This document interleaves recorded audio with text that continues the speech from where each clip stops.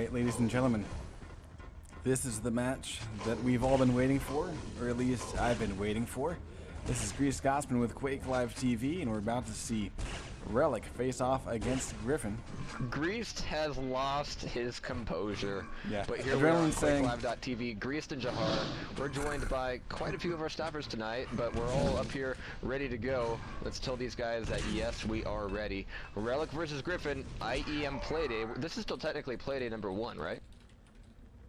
Yeah, exactly. The last match of Playday number 1. Yes, it is. And of course, Griffin is EG, so I think he's just sporting that because he's like asleep or something. Maybe that's what he means to say with his tag. But yeah, Griffin from EG, and it just happens to look like a lights out tag because he's doing a little smiley of some kind. Relic gets a rail. Griffin picks up plasma and yellow armor, heading over to the RA, so that's going to give him Mega to Relic.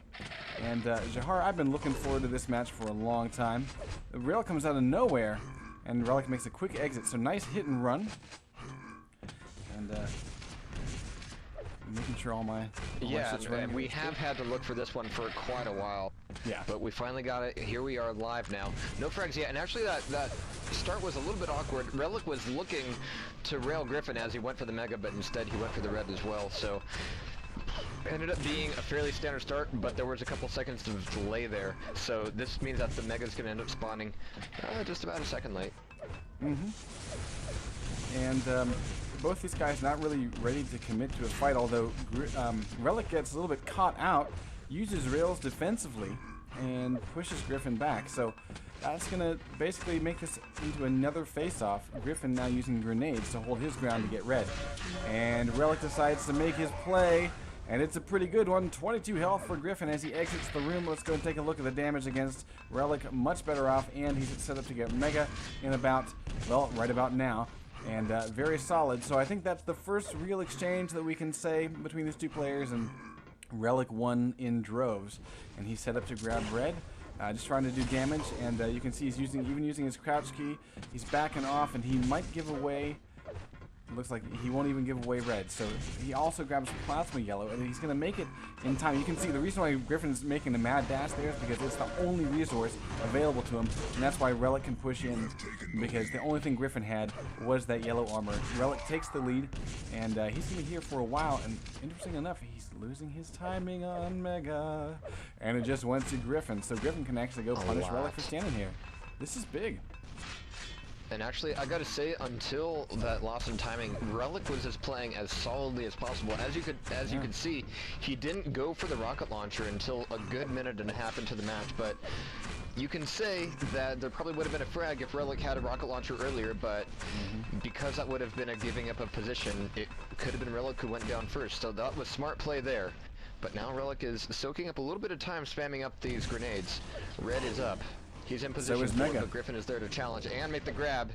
There's a nice steal there, and he's going to get Mega as well. So Relic loses both items and misses Griffin as he just makes it barely through that teleporter without Relic being able to get a real shot against him. So Relic is losing a little bit of ground here.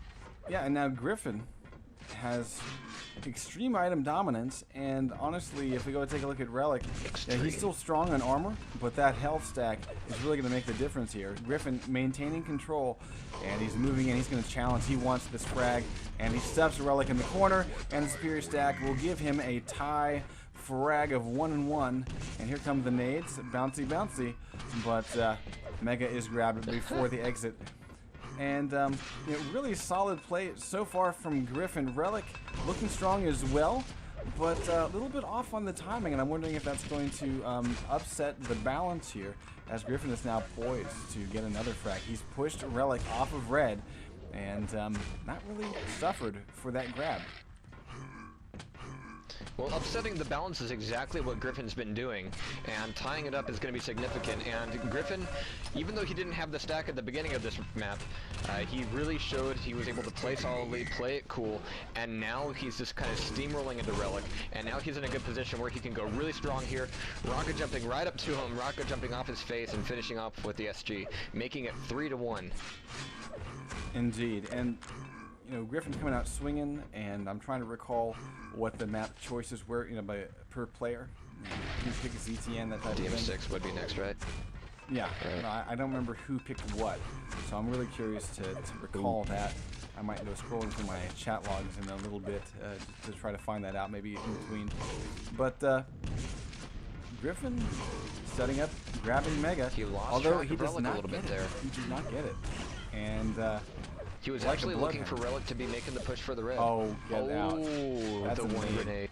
The loneliest grenade. Wow, well done. So, I mean, I think Relic was probably expecting nades, but the nade that connected, the way Griffin intentionally shot that, he looked down at the ground and you know, mounts it like you would a basketball. You know, when you're a little kid and you're trying to do like the big bounce first and then into the hoop. So yeah, nice work with the nades. Griffin running out of Wow, that took me back. LG cells. Takes him down to 24, but he grabs Mega to get right back up. So right now, Griffin showing Relic what's what. Oh, that's a frag. Oh.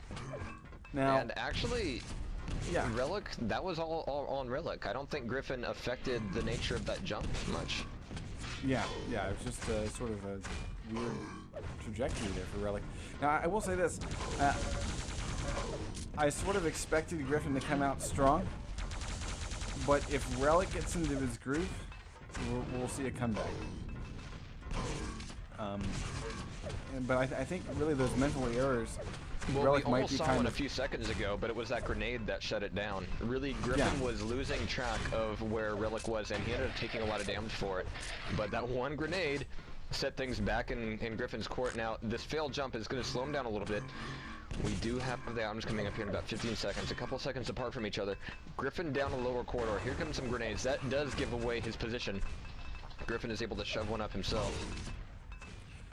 Fakes an you can RJ see jump. nice RJ. work by Griffin, doing a little fake rocket, you know, basically trying to fake the sounds of a rocket jump, and it worked beautifully because he's been able to collect once again Mega and Red, and he drops in realizing that Relic had not taken the teleporter at that point. Might as well just go in for the kill. There's a nice quick spawn frag, and now he's trying to use the spawn system, and it does happen, but the delay of spawn for Relic will save his life and keep him from giving away a 10th frag. And so far, nicely played. This is an interesting play, going very close range with both plasma and shotgun, and strangely enough, not doing a whole lot of damage. Mega is there for Griffin to grab. So is Red. Yeah, for a little while, Griffin was giving up position on the items in favor of being exactly where Relic was and being able to do a lot of damage. Oh, geez. He got away with that. Wow. Yeah. Griffin definitely came to play because it's currently 9-1, and I think that is probably the widest score that we've seen in our coverage of the Intel Extreme Masters, because we've had the beauty and fortune when covering these matches to have several tie games, and oftentimes tied, you know, within like the last Griffin's 30 going seconds down. or so. Finally, Griffin goes down. He went in really aggressive there. He got floated by the LG. So a lot of the damage was already done, even by the time that Griffin hit the ground. So now Relic has his second frag, but is he going to be able to use this to regain some dominance? Right now he's looking. Now we have a little bit of a pillar play. Now this is a play where if you're the low player, it can really just soak up a lot of time and soak up a lot of damage. And even though you're going to be taking some as well, it really kind of throws off the balance and the timing of the other player. So right now Relic down here with 88 health, the 1 yellow armor. He's going to be sharding up a little bit. Red is up, so is Mega, but right now he's going to be late to both of these items. Nice. Nope, Griffin No. going That down. was- Jeez, nice work there. That was totally That was a really decision nice. for Relic. Yeah, he planned that. And he really played it well to try to cut Griffin off, but it still took about a minute to finally find him. Now, the key thing here is Relic probably can't win this, but what he can do is he can close the gap and start to get his momentum back. And there we go. There's another frag. He's got 5 to go, There it minute is. and a half. And actually, I gotta say, you know, that's something that would have worked on me. Relic was appearing to not be in a place to attack Griffin, so when Griffin went for it, I don't think he was expecting Relic to be coming around that corner at all. It was just great timing. All right, so we got the final minute, and Relic is searching.